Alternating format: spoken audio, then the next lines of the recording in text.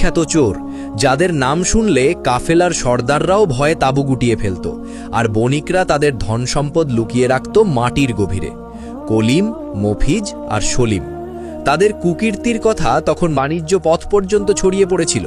কলিম দলের সর্দার, তার বুদ্ধিটা ছিল মরুভূমির বালির মতো তীক্ষ্ণ, যা দিয়ে সে যে কোনো ফাঁদ পাততে পারত। আর মনটা ছিল মরুভূমির লু হাওয়ার মতো ধূর্ত, যা দিয়ে সে যে কোনো সরল মানুষকে বিভ্রান্ত করতে পারত। যে কোনো চুরির ফন্দি আটতে তার জুড়ি মেলা ভার। সে নিজেকে ভাবত চোরদের উস্তাদুল চোরান, অর্থাৎ চোরদের গুরু।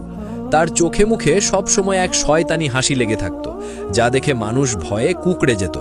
তার অহংকার ছিল আসমানের মতো উঁচু, আর তার লোভ ছিল সমুদ্রের মতো গভীর। মফিজ পেশিবহুল এক দানব। তার বাহু ছিল উটের পায়ের মতো শক্তিশালী, যা দিয়ে সে যে কোনো পাথরের দেওয়াল টপকাতে পারত। আর যে কোনো দারোয়ানকে কাবু করা